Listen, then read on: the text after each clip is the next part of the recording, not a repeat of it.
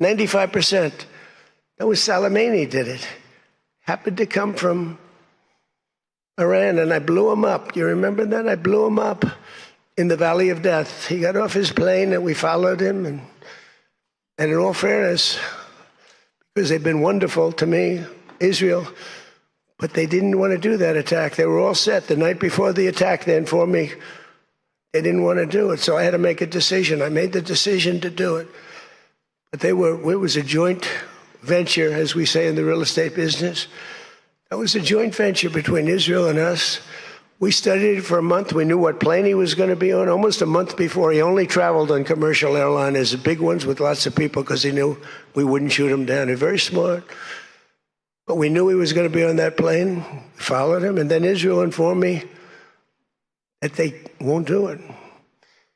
And I had to make a decision. I had some very good generals, and not the ones you see on television, very good. And I want to thank also Pete Hegseth and General Raisin Kane, who's phenomenal. Okay, these guys are phenomenal. They can't be better. But I had some good generals, and I said to them, well, if Israel's not going to do it, we're all prepared. Do we do it? Do you like doing it or not? He said, sure. If you want to do it, we can do it. How well? We'll do it just as well or better. We can do it ourselves. We don't need anybody. So we took out Soleimani. One of the biggest events to happen in the Middle East, maybe ever, but they say 50 years, they say 100 years. I was with the Prime Minister of Pakistan. He said it's maybe the biggest event that has ever taken place in Islam. Nobody could believe it. So that's when it started. It didn't start like 3 or 4 or 5 weeks ago. And Obama wouldn't do it. What Obama did was he did the JCPOA. He loaded up a plane with $1,700,000,000 in green cash from banks all over Washington, Maryland, and Virginia. They were stripped of all their cash. They had no cash to do payrolls. It all went into a Boeing 757, a wonderful plane, and they flew it to Iran. And they gave it out to people. They bribed people. They thought they were going to get it done. Then they gave billions and billions of dollars after that. And they got a deal that was a road to a nuclear weapon. I get so angry, I guess. I'm allowed to get angry when I watch the Democrats. They talk about it all the time. We had this deal done. You had a deal that was going to give them legally a nuclear weapon. And if that happened, Israel would have been blown away. And in all fairness to Bibi Netanyahu, who happens to be a good man, gets a little excited sometimes. But he happens to be a very good man. We've had an amazing partnership. He's been an amazing prime minister. We have a little dispute over Lebanon. I say, you can do a little softer touch, Bibi. You don't have to knock down a building every time somebody walks into it that's from Hezbollah. But it's been an amazing partnership. But he will say, we're the big partner, and he's the very small partner, and that's true. So he came to the country, and he begged Barack Hussein Obama, the president, not to do the JCPOA. He said it could be the end of Israel, and it would have been if I didn't come along. And Obama didn't listen to him. Bibi actually went to Congress and pleaded with them, and he got nowhere. And they had this horrible deal. It was horrible for Israel, and that's where it stood. And then I came along and I terminated that deal. It had very little time left. It was a short-term deal. With countries, you need hundreds of years. You don't need 8 years and 9 years. This isn't like you're signing a lease on a candy store in the corner. You need hundreds of years. This was a short-term lease. It expired long ago. Had I let it run, it expired. You wouldn't have been around. A lot of people wouldn't have been around.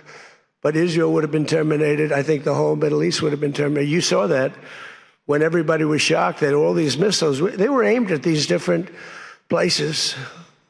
Qatar, Saudi Arabia, UAE. Think of it. Bahrain, Kuwait. They got hit. Nobody thought that was, even I didn't think it was going to happen. They didn't think it was going to happen. They were going to take out the entire Middle East, including Israel. And if they had a nuclear weapon, they would have used it within moments after getting it. So I made it very tough for them when I terminated the Barack Hussein Obama catastrophe. JCPOA, one of the worst deals NAFTA might have been worse, but that was worse economically. This deal was really dangerous, what he did. He gave them everything, including a lot of money, which we don't give them, by the way, just in case you have any question. We'll be giving this out so you can read it and you can see. And it's a memorandum of understanding. If it doesn't get done in 60 days, that's all right. We go back to bombing. You know, I don't want to do that because it's so good. But we might have to, because we're never going to let them have a nuclear weapon. But they've agreed not to, and you'll see that very clearly in the agreement. But then the second phase of that was they were building, or they were enriching material, as they say. I call it nuclear dust. They were enriching material under granite mountains. Granite being, for those not in the construction business, granite being a very strong, the strongest stone. It's not as pretty as marble, but it's much stronger. It's a lot stronger. Like the new granite I put on the stairs of the White House going to the Oval Office, the black granite, it's rated 1 million years plus. No marble's rated that. Marble's rated 100 years if it's outside. So these are granite mountains. And the B-2s came along and they hit those air shafts in the dark at 1 o'clock in the morning with no moon. They had a beam going right up everywhere. Those guys did a job, and then they were criticized by certain members of the press, like CNN, for possibly not doing that much damage.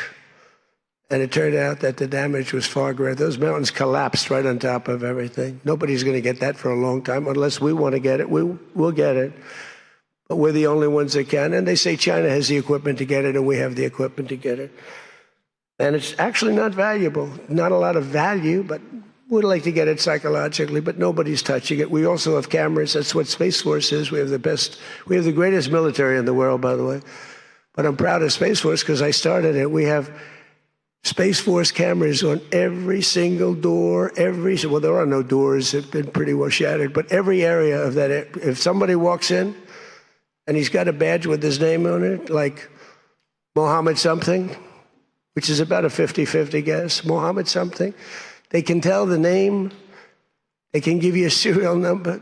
We can see things you wouldn't believe, the quality of the stuff that we have. That's why we've been so successful. That's why our blockade will go down in the annals of history as being unbelievable. Nobody's ever seen a blockade like that. It's like a steel wall. So what happened, I call it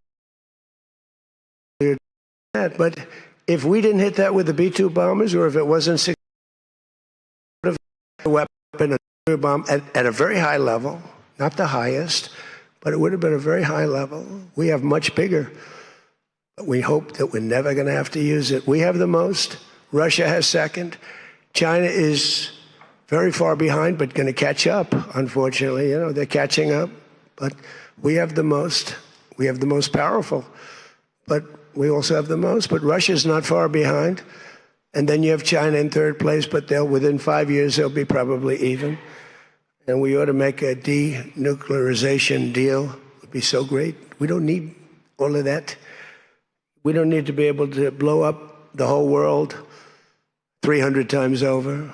It's terrible. Really, if we could do a denuke deal, I'd love it. And one of those two is very willing to do it, I will tell you. But the other one is less willing to do it, and you need all of them. So the deal we reached with Iran on Sunday will be signed shortly, tomorrow, maybe the next day. Subject deals. My whole life is all about deals. That's all I ever did is make deals. And crazy things happen with deals. I've gone into deals where it's a guarantee. No way it can not be signed, and it doesn't get signed. And I've gone into deals that you have no chance of making, and they go like nothing. So, but we're going to most likely sign a deal. They want to sign a deal, and they've been acting very appropriately. They took a big 2 hits last week. Those were 2 very big hits. So, importantly, Iran has agreed that they will neither produce nor procure a nuclear weapon. Neither produce. Because originally they said, they talk about that they will not develop a nuclear weapon. And some people found it okay. These guys didn't, in all fairness. But some people, But I didn't like it. Said it won't develop. I said, what happens if they should buy? I don't know. It's very dangerous for somebody to sell, because whoever sells them a nuclear weapon will get nuked themselves. If they sold a nuclear weapon, only a few that could do it, they would be nuked. They wouldn't have that country long. So it's a very dangerous thing for somebody to do. But I wanted it in there. So it's develop, procure, buy, anything. And you'll see that when you see the agreement, but it's appropriate that we release the agreement. And we did send a copy to Israel, by the way. They've been a good partner. Again, I think they could do better with respect to Hezbollah. I'm not saying they shouldn't protect themselves. I'm saying when 2 drones are shot into the desert and drop harmlessly, you don't have to knock down buildings in Beirut. They could behave better. And frankly, they could do a better job. I love them as a partner. They were terrific. But they could do a much better job with Hezbollah. On that, I don't think they're doing well. And I feel very bad for Lebanon. Lebanon's been, it was a great culture. They had the professors, the doctors, the lawyers. It was an incredible culture, maybe the highest in the Middle East for years and years, centuries. And for the last 50, 60 years, they have been just trashed. They have been living in hell. So they'll work closely with us to turn over the so-called enriched material that's very deep in the bowels of the earth, very deep. Nobody can get it. So it's not important that we do it quick, but we could do it fairly quickly. When we have a chance, we'll do it. But in the meantime, we have cameras on every inch of it. Nobody can do it. And if they do, we'll hit them with Patriots, that's all. And they'll be gone. And they know that. Technical discussions on the removal of all stockpiles of enriched materials will begin immediately. We're going to start that immediately.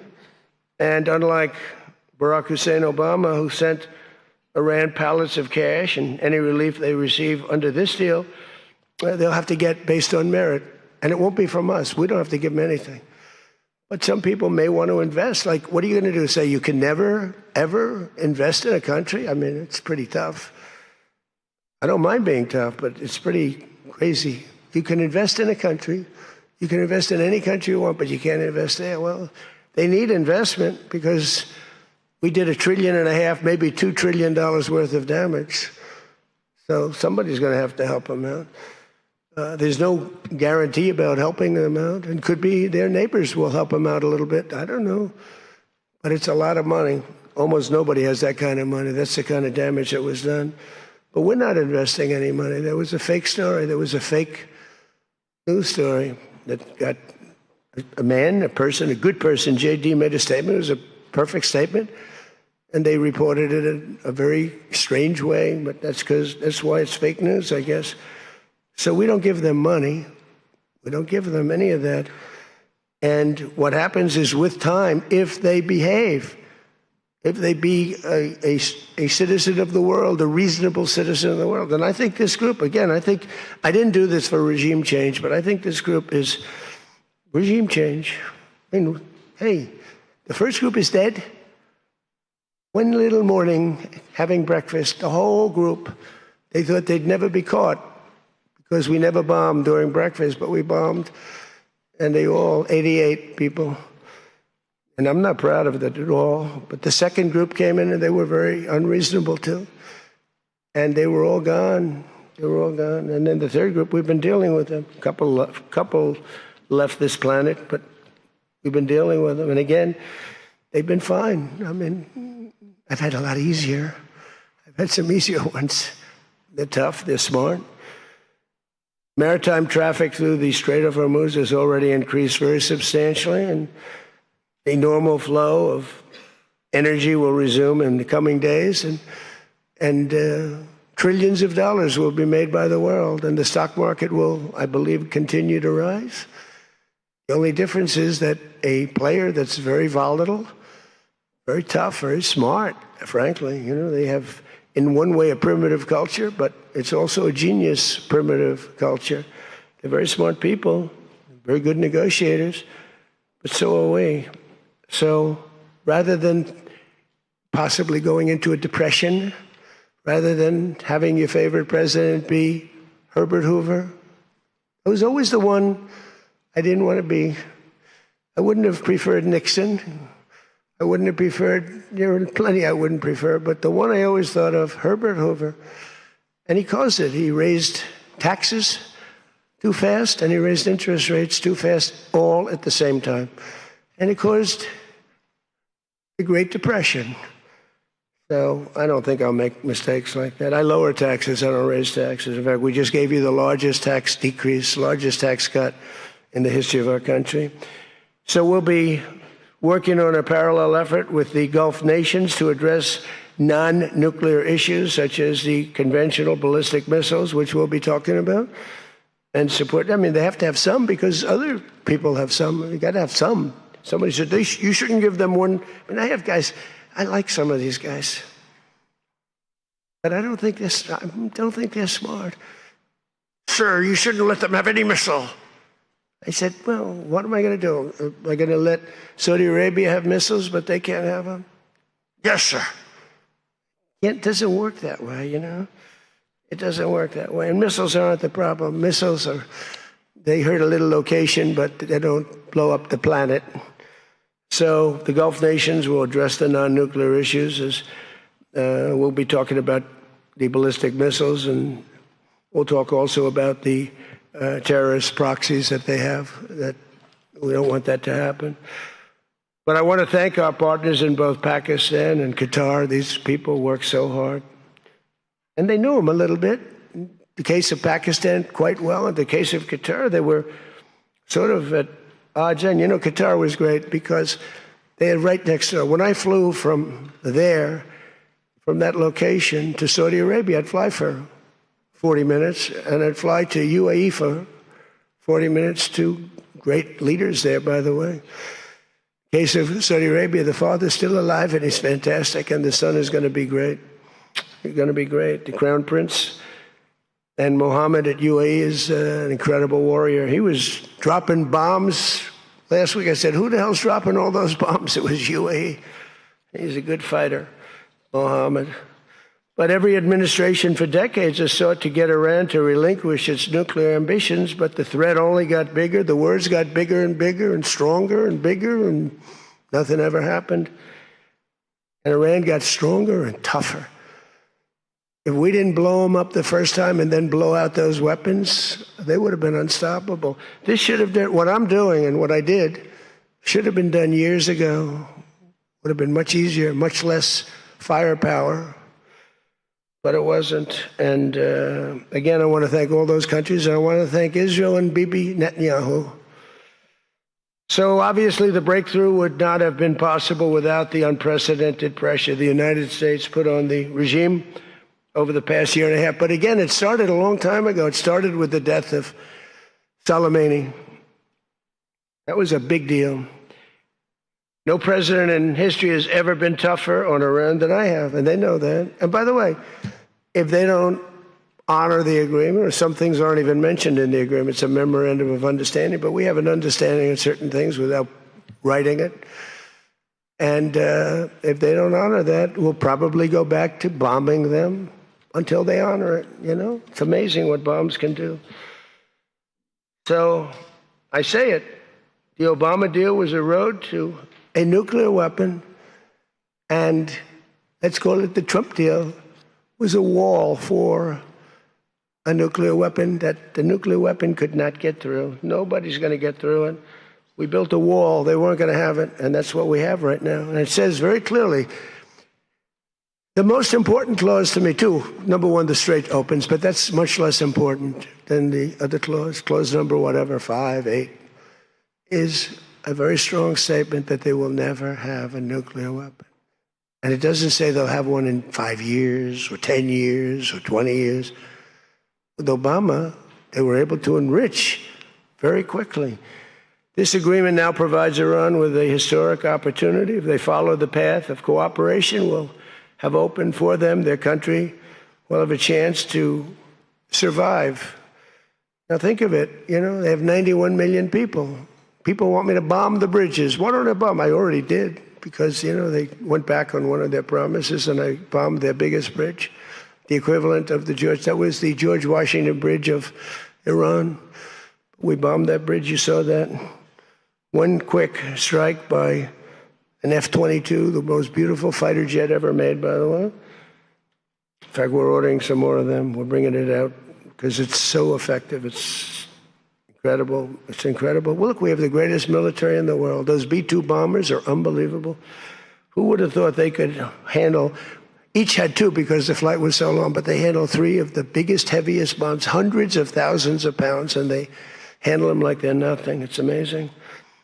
And also, they're undetectable. They flew into Iran, totally, think of it, totally undetected. Now, Iran's waiting for them. They're waiting for them. They never saw them. 1 o'clock in the morning, they never saw them. They're stealth. And we just ordered 22 more. The newer, upgraded version, which I guess is better. I don't know how the hell you get better. But as I expressed to the world leaders here this week, it's my hope that the peace agreement will be the beginning of a much larger deal all across the Middle East. We're very close. Look at the job we've done in Gaza. Look at Hamas. Hamas has been very silent. You haven't read anything about Hamas. And we're trying to get them unarmed. You know, they grew up with a machine gun in their hand. I think they actually, when they were born, they came out with a machine gun in their hand. So it's not the easiest thing. But they've actually, behaved pretty well, considering this was not the lifestyle that they were taught to have. But including an end to all Iranian aggression, they're not going to be Iranian aggression, and an end to war and terror in Lebanon. So the Lebanon peace is something we'll have to work on a little bit. It's a very small piece of the puzzle, actually, but it still makes a lot of noise. The big deal is the Iran deal. That's where the money is, where the power was. But they have Hezbollah, and got to get that done one way or the other. We'll do it. I think Israel can do a much better job on it. Syria would love to do it. I was very responsible for the gentleman at Syria that's now the president of Syria. He's done a tremendous job. He's put that country together in a year and a half. Sort of like our country, a year and a half. It's pretty similar size. They said, please don't put him there. He's a very violent man. Al-Qaeda. They said, well, I know one thing, a Boy Scout's not going to work. And he's actually done a very good job. He'd love to go in and, Hezbollah is an enemy of his, and he'd go in but he wouldn't knock down buildings every time he hears there's somebody. He'd just go and get them with precision. But I don't know that people want that. Maybe they don't. Maybe Lebanon doesn't. We have to be guided a little bit by Lebanon. And by the way, the president is going to be coming, Prime Minister, President, going to be coming over to see us very shortly, over the next week or two. Good man. He's, man is living. What a tough life he's got, because he's got tough groups of people. And it's amazing. Amazing there is a Lebanon with all they've been through. They have been treated worse than just about, I think, anybody. Disrespected incredibly. So the expansion of the Abraham Accords is the other thing that we hope we're going to get. And I think Saudi Arabia, if they lead the way, they'd be doing themselves a big favor, because everybody that's in it, UAE went in right from the beginning. Again, he's a warrior. And they never got out. Nobody ever got out. You think maybe during the war, they were all everybody was afraid of Iran. And that's why we ended up with the original members. But then when the election was rigged, that's right, and I wasn't here at all, nobody cared about anything. The country went to hell in every way. That was the least of it. Middle East was the least of the country went to hell, allowing 25 million people into the country, unchecked and unvetted, many of them criminals, many of them murderers, 11,888 murderers allowed into our country. So this was the least of it. But the past 2 days have also provided an opportunity to discuss a number of other key issues with members of the G7 and our partners. Yesterday morning, we had a productive conversation on the war in Ukraine. I spoke with President Putin. I spoke with President Zelensky, and he was there. And President Putin I spoke over the phone with. And something's going to happen. They're losing a lot of people, a lot of soldiers. They're losing soldiers. Both are losing a lot. Russia's losing more because they're the offensive ones. And when you're offensive in war, you lose more. pretty simple. But I provided an update on my call Sunday with President Putin and expressed my continued hope. We had a very good conversation with President Putin and a very, very good conversation with President Zelensky. I think they both want to do something. They just don't know how to do it. They want to do it. They just don't know how. In our session yesterday afternoon on international partnerships, I offered an update on how the United States is leading the world in responding to the Ebola outbreak in Africa, sending $375 million in aid so far to help stop and contain the crisis at its source. And we've done great. With the president of a couple of presidents came over, by the way, from African nations, and they were so happy with what we did. But where it's unfair is we gave $375 million.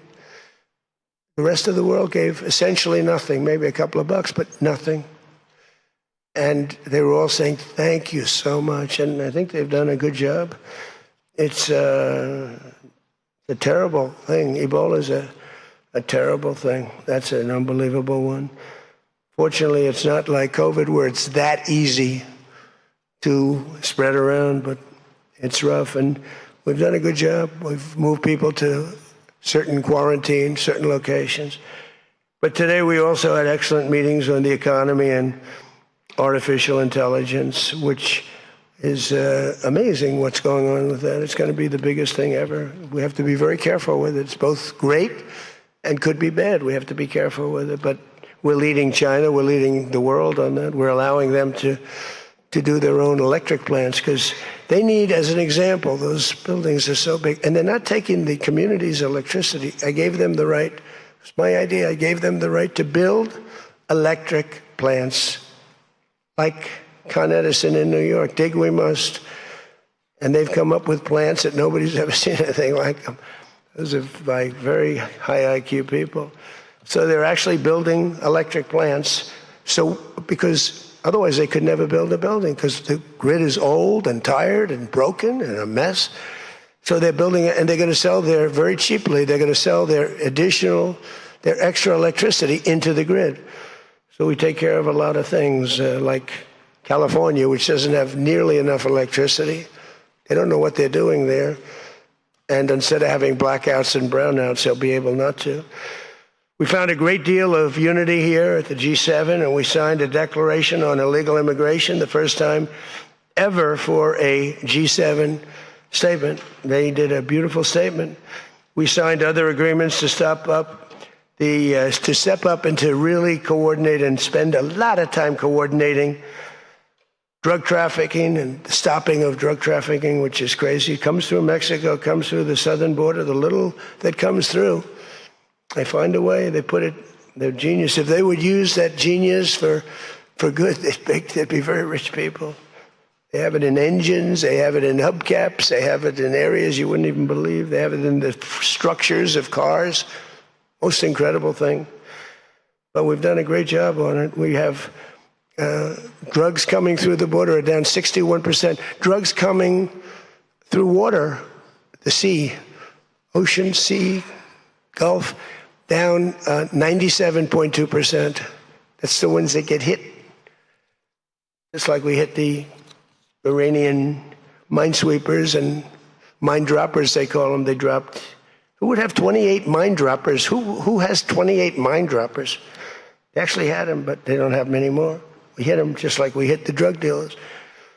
But drugs are down by water 97%, and over 60% they're down. And now we're going to go and focus on the land. They come through Mexico. Mexico has lost control of their country. The cartels run Mexico, and it's sad. And the president's a very good woman, but she's a very scared woman. The drug cartels are totally running Mexico. It's not even close. We agreed to accelerate our efforts to secure our critical minerals and rare earth supply chains, where we have great companies really going to town. We're going to give everybody a big run because we do it better and we had to get motivated. The G7 also agreed that the United States' new approach to international development based on the private sector investment is working at levels that they never thought possible. It's really working. I held a number of very positive bilateral meetings, including with the president of France. It was a very good meeting, actually. The Emir of Qatar, Sheikh Tamim. I tell you, I wish I could really know the guy. You know, some people say, well, he lived in that neighborhood. You can't be saying things that you'd like to have him say. He was fantastic on this, and he's been a fantastic guy in terms of energy and getting energy out there. President of the United Arab Emirates, Mohammed bin Zayed, who's an amazing warrior. President El-Sisi of Egypt. Prime Minister Modi of India. We spent a long time together today. I spoke to Mohammed. I spoke to the Crown Prince of Saudi Arabia a number of times. They're all so happy that they're still. You have to have them happy too, you know. We're using their airports. Not that they could stop us if we didn't want them to, but it'd be nice that I went to get that little sucker. But I missed. I hate missing. But we spoke to all of them and many countries all over the world. Every country, I think Israel too. Look, think of what Israel's getting. They're not going to be nuked. It's very simple. I told Bibi, your biggest risk was that they'd drop a nuclear weapon into the middle of Israel. They'd only need one, and there would be no more Israel. Think of it, Bibi. You got the best, the most important thing that you were asking for is that. So I think they're happy. Some people are going to be, not him, but there are some people, some writers, some that I thought were friends of mine, but I don't want them as friends anymore because they're either stupid or they're bad people. But we stopped nuclear holocaust, and it stopped too. I mean, there's not going to be any of that. So from the beginning to the end, it was clear that this week, America's back. It's bigger and better and stronger. We're more respected as a country right now, I think, than we ever have been. And we were a laughingstock 2 years ago. They would laugh at us. We had a man that should have never been there. You know that. A man that would walk up to a podium once every year, and they'd ask him, what flavor ice cream do you like? I like vanilla. Then he'd try and find the stairs, which he couldn't find most of the time, and he'd leave. This is very unfair reporting. And then you said you didn't know about that. You didn't know there was something wrong. We can never let that happen to our country again. To me, the worst. We had the worst inflation ever. We had the worst in prices and the costs. It's all coming down now because the oil is bringing it down. You're going to see numbers that are going to be amazing. But this evening, I look forward to a very special dinner with President Macron and his fabulous wife at the Palace of Versailles. I sort of like that palace. Palace has a lot of gold. I want to check it out. It's a beautiful palace, maybe the most beautiful of all. I hope you're going to get to see it. The ones that are traveling with me, I hope you're going to get to see it because it's amazing. But they asked me if I'd stay a little bit longer and go to Paris. So I'll get home a little bit later, but it'll be a nice dinner.